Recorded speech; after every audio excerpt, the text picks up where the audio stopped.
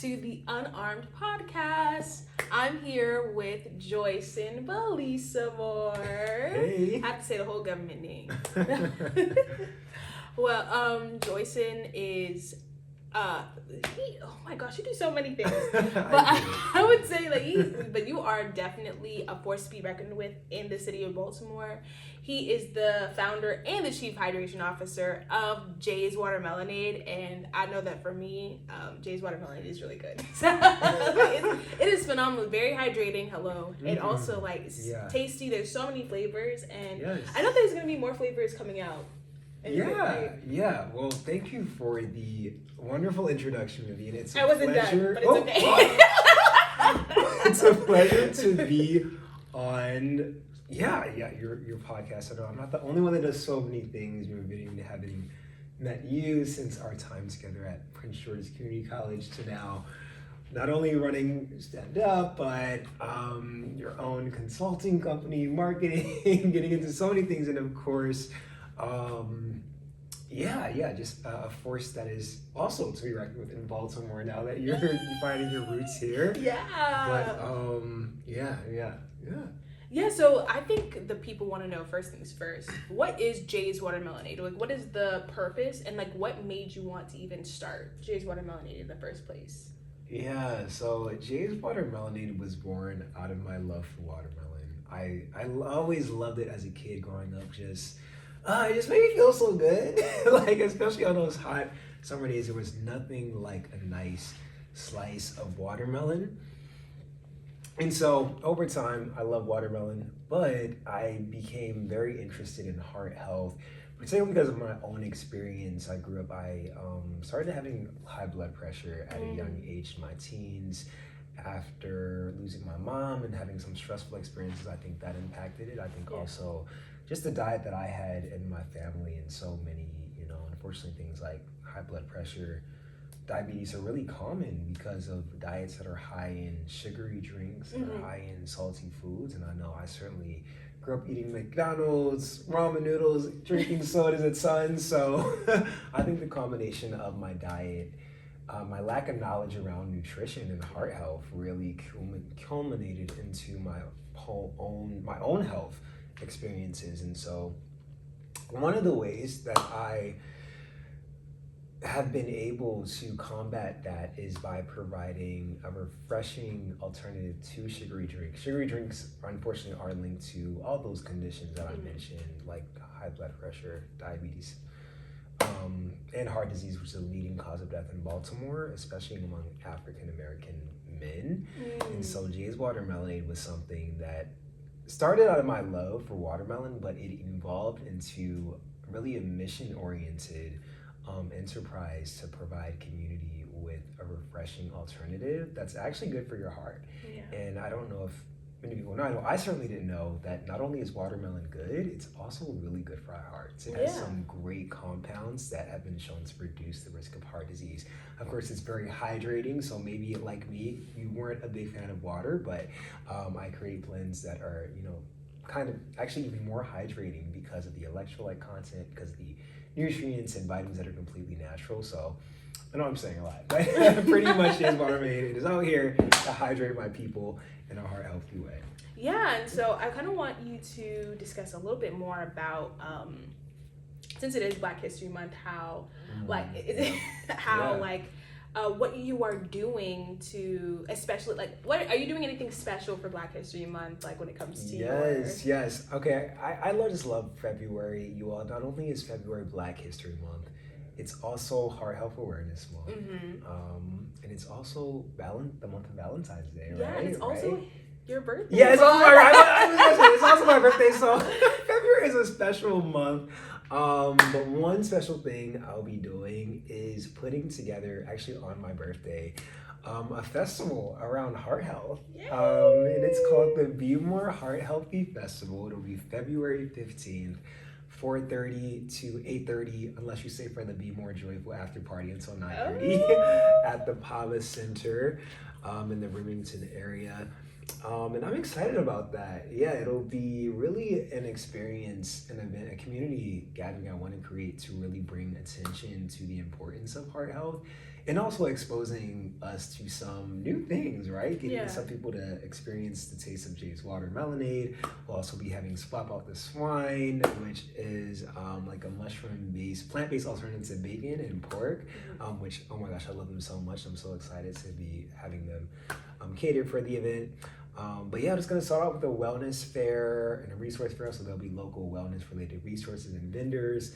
There'll also be a yoga session. I know one thing about heart health is like really reducing stress and managing stress. So I know yoga is something that I've been getting into lately, and it really helps me to, have peace, have rest as an active, person in my life. There'll be a panel discussion that we'll be having, really centering on things like stress, things like trauma, things like health and nutrition, but also what are ways that many, not only myself, but others are really taking care of themselves. So I'm looking forward to that. There'll also be a pitch competition. Yes. yes, I really am excited to be empowering the next generation of change makers. I think our youth, really are our future, the next generation. So having an opportunity to spotlight and empower some local young people that are doing things to make Baltimore a safer, healthier, more joyful city. Jay's Watermelonade, of course, you all can check out Jay's Watermelonade on Instagram, Facebook, LinkedIn, you name it, and jayswatermelonade.com. We're definitely hoping to get Jay's Watermelonade refreshing hearts in Baltimore and beyond. So you'll see more Jay's Watermelonade to come.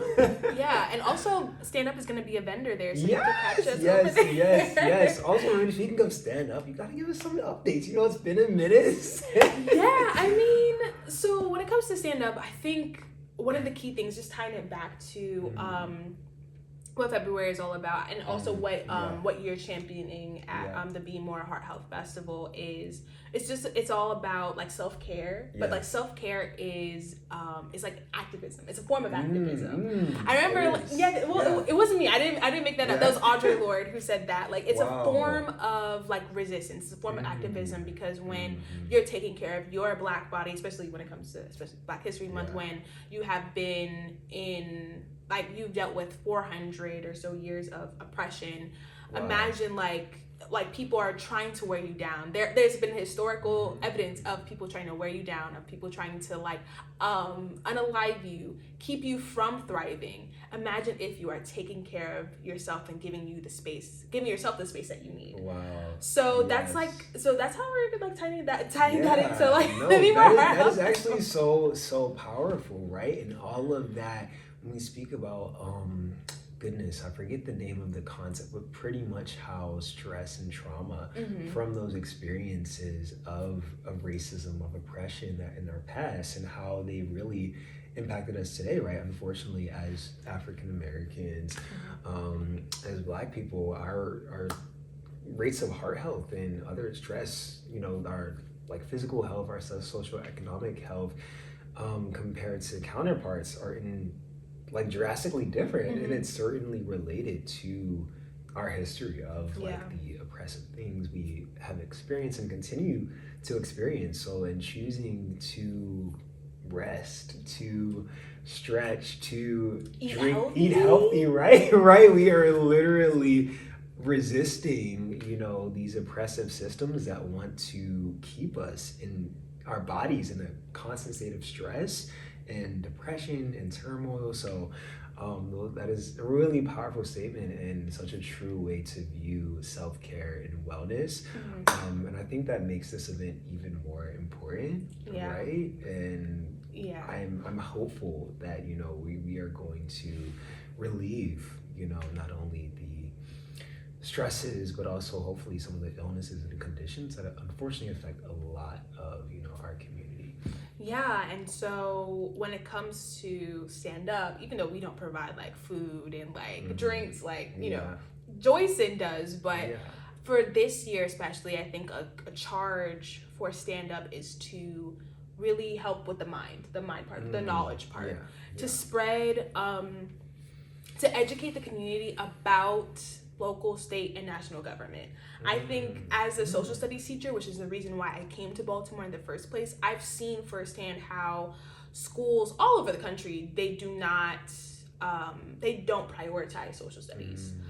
In elementary school especially, they don't prioritize social studies because reading and math, there's just so many deadlines for there are just so many deadlines for the teachers to do. There's so many state tests related to reading and math, and so like science and social studies kind of like go like they're put off to the wayside. Wow.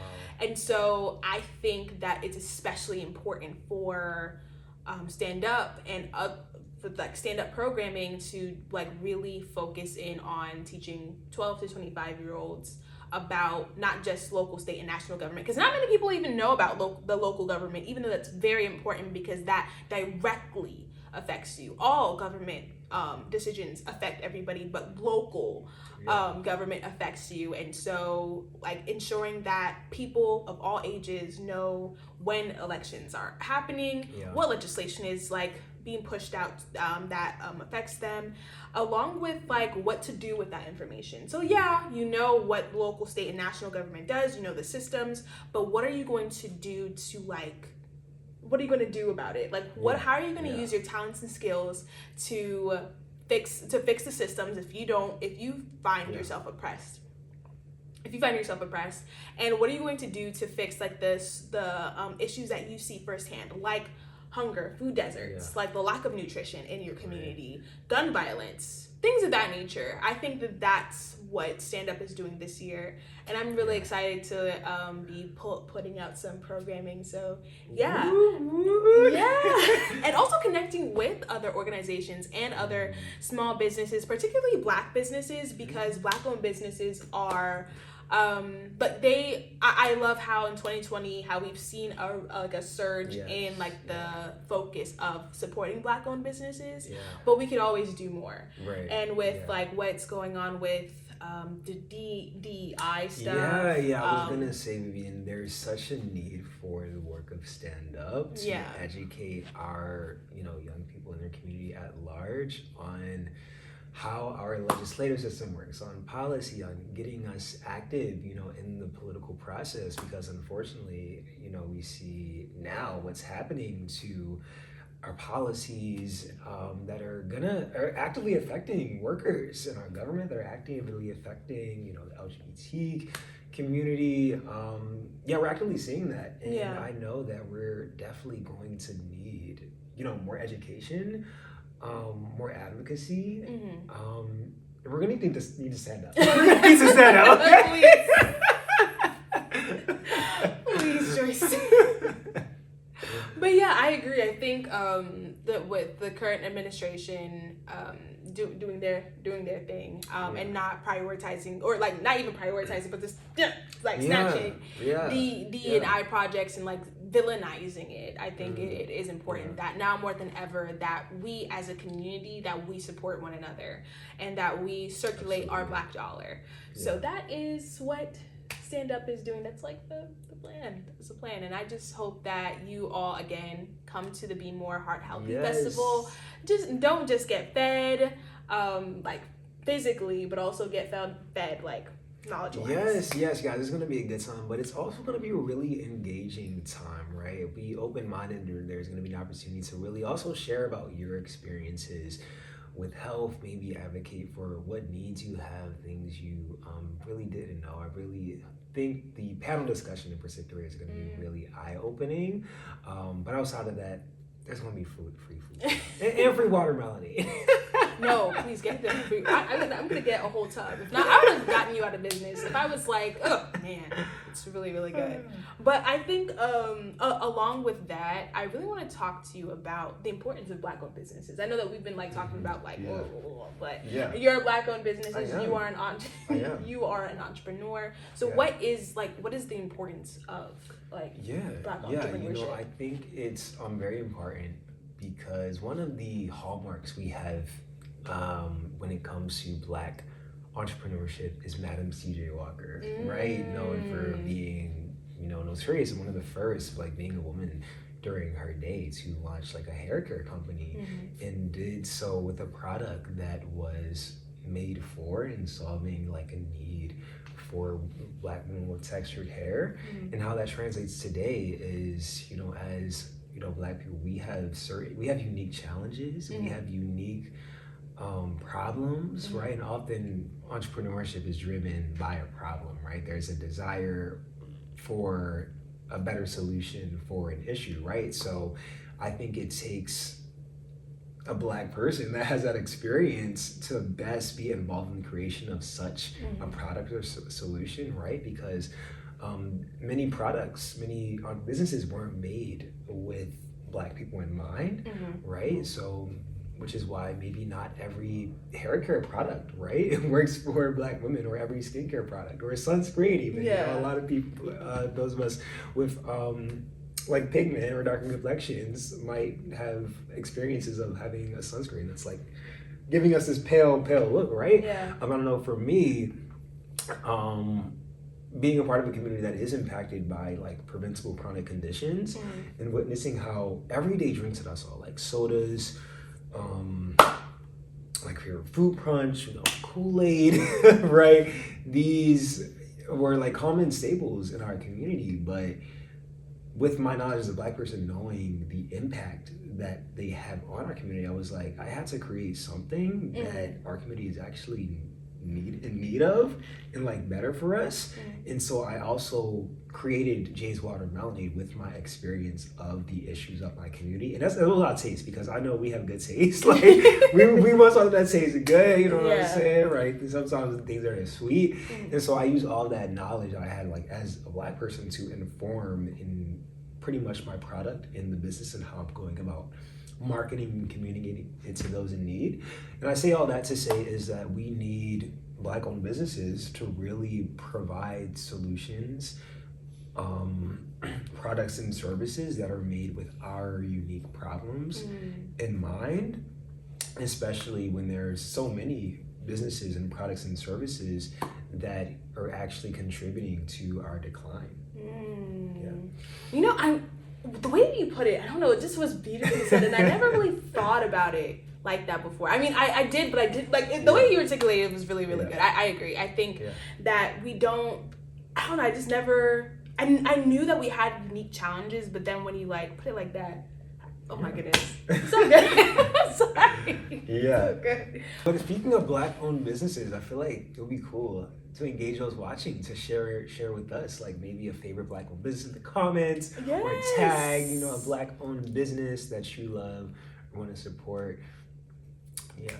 No, I think Baltimore is really, really good when it comes to Black-owned businesses. And I don't know, it's just, when I of course, PG County is great, phenomenal, that's home, right? But like, when I moved up to Baltimore, it was just such a I don't know, there's just so much culture. There's so much culture in Baltimore City. It's so artsy. It's just something about it. It's so unique, and I feel like people really give Baltimore a bad rap. And I get it. Like, it's like there are cases of violence, especially gun violence in Baltimore City. No, that we're not, like, I'm not disputing that, but I think that there's such beauty in Baltimore that really needs to be showcased a lot more. And absolutely, I wish that like more people like saw like the potential and like the what it has, and invest more into it. Absolutely. That's so true, Vivian. I know it's unfortunate that there's this perception of Baltimore stemming from, obviously real issues, like there are poverty, crime and violence that really actually aren't unique to Baltimore, that I think are kind of national issues in the United States. For sure. But certainly Baltimore being like a city with a certain history when it comes to like the slave trade and the butterfly effect, or redlining, the city of birth redlining. There's definitely some unique parts about Baltimore's history that contributes to maybe some of the social economic like issues in our community. But on the other side, I think there is so much more joy and vibrance, like being in Baltimore. Especially in the summer. In the summer. Oh my God, Afram, Artscape. Like, we have a lot of these amazing cultural events that bring us together, that unite us in joy and love, and like very high vibrational frequency, and the level of creativity and arts and music that there is in Baltimore, and innovation. Like, in terms of entrepreneurship, oh my gosh, I think studies even shown like Baltimore has one of the largest number of micro enterprises that are like continuing to be started, and the support that there's been. Like Baltimore has really been a community to like really rally behind its Black-owned businesses, the level of philanthropy and support and funding that it's really giving its entrepreneurs, thanks to our leadership. Rather, shout out to Wes Moore, I believe the only African American governor in our nation. So we have such a charm to Baltimore, which is also known as Charm City. Yeah, I agree. And so I think a key part of like Baltimore is very unique in a way where it's like an amazing Black space. And you talked about Black joy, and so like what is why is Black joy and Black spaces so important, especially in today's time? Vivian, one of the things that motivates me and really why I feel so called and I have to do what I do is because I often think back to what would 24-year-old me be doing in, let's say, 1853, right? It is kind of scary to think about, knowing, how we were as an African American, like we were denied access to liberty. Our joy was really stripped away, having to be in servitude under a system that really just valued us or used us as labor, right? As free labor, and enacted like violence upon us. And even after that time period, how we were denied access to education, access to voting, certain jobs, like we were really denied that. And I can't imagine what that was on a mental level, but I know it certainly didn't feel like joyful, right? Not having the freedom to use the gifts that you have, the creativity you have. And so now I'm blessed, despite the challenges and the barriers that still exist, to have the opportunity to pursue education, to have a company, to employ people from my community. And so, I actively choose joy because joy has been denied for so long. And when I am winning pitch competitions, when I am doing things for my community, I remember, African American males back then and how maybe they didn't have the same opportunity that I have.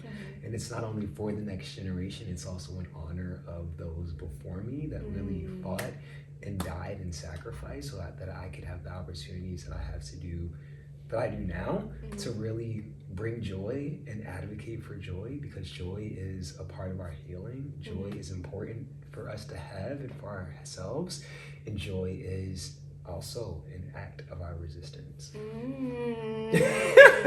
I ate that. You did. Nom. Chomp, chomp, chomp. But I would say I would disagree, but I think there's another way of looking at things. I think that Black people are so resilient because even during that time when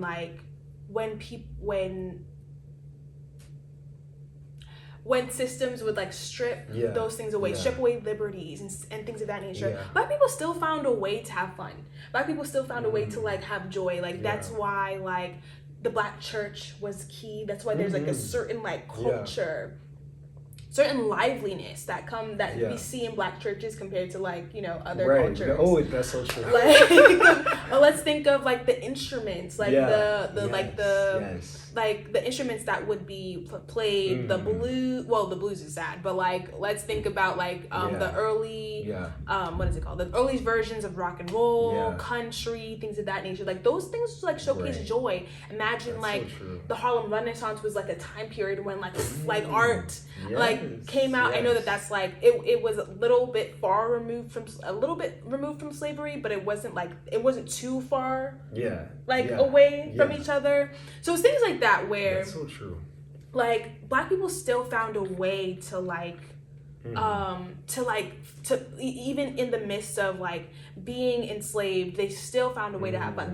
That's how like joning on each other, like playing the dozens like that. Whenever they were bored, or then when they weren't doing work, they would like be making fun of each other, things like that. So I would say that yes, like there probably were times when they were not, like, they were definitely depressed or definitely sad, definitely anxious, especially during the Civil War, when their freedom was up for debate. But I do think that even in the midst of that anxiety, they still found a way to to be happy. No. And I think that's again, overall, like throughout history, we've seen how they could, like, there's continued taking of Black culture. There's a continued taking of Black people, their labor, their bodies, their money, like whatever little bit that they have, there's a taking, but there's always innovation that comes from it.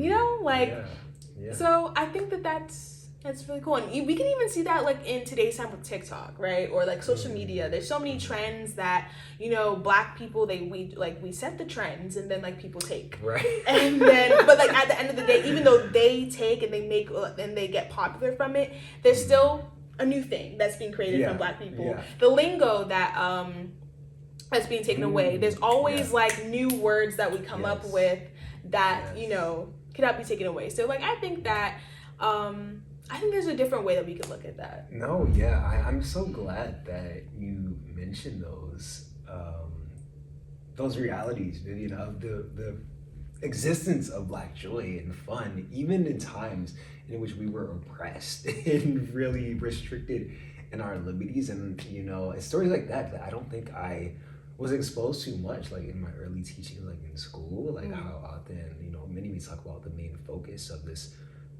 limited, you know, time, or rather this long time of slavery, and how destructive it was. But I think it's also important to recognize those things like the civil rights movement, like the Harlem Renaissance, and even, I know, not too long after like slavery was like ended, there was this, like, the level of Black innovation and entrepreneurship arose like not too long after it. Like, I've been surprised to read with things like Oklahoma, Tulsa, Oklahoma, and how that became like a Black really Wall great, Street. Black Wall Street, and how amazing and wonderful and vibrant and economically powerful that was. And of course, unfortunately, we know what happened to Tulsa. And I think it's unfortunate that in these moments in which there are these strides and there are these amazing things like Barack Obama becoming the first Black president, and how much, you know, even in those times, things, it's like our even when we have joy, like, there seems to be these forces, these systems of people that still want to take that away. But as you said, Vivian, there's this, like, resistance, you know, that seems to be within our blood, our nature, this that really has continued to keep our dreams alive, to keep our purpose alive, to keep our desires and ambitions, to have joy, to feel liberated, and to really activate the fullness of, like, who we are. And so I think, you know, this Black History Month is really a time that we, you know, get to recognize the struggles that we have faced and continue to, but also to exist with joy and have the joy and the pride that we should have about who we are and how, you know, magical that we are. And especially because this year's theme is African American labor, and so just talking about like, yes, slavery, talking about sharecropping, we're talking about, like, the convict leasing system, when, like, how people, like, use slavery under a different name, but by, like, arresting Black people in, like, very disproportionate amounts. Like, we're seeing, like, how that Black labor has, like, has influenced this country, but also, like, there's so many other different types of labor, like the music that we've given, like the entrepreneurship, the innovation that we've given, the creations, the inventions that we've given, things of that nature, that it's acknowledging and celebrating all of those things.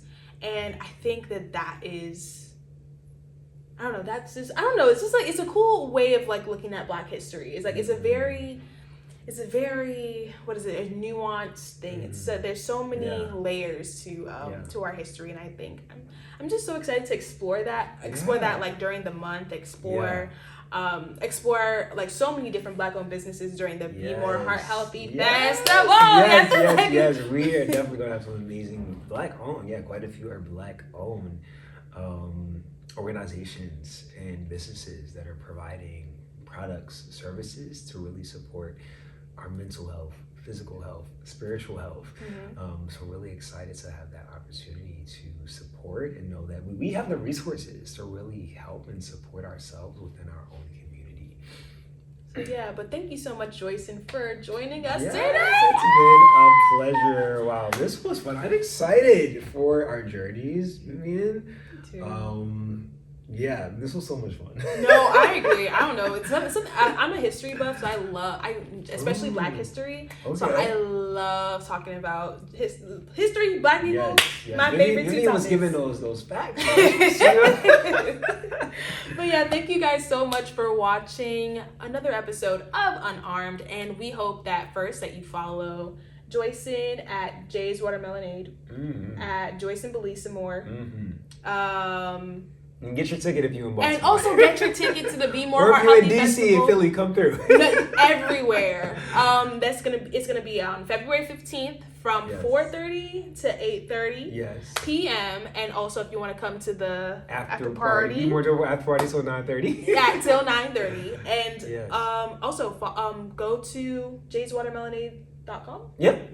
And also follow us at We Must Stand Up _ on Instagram, and then We Must Stand Up on TikTok. And if you would like to learn more about how you can engage with your community, and if you want to learn more about stand up, please go to www.wemuststandup.org. Yeah. Bye guys.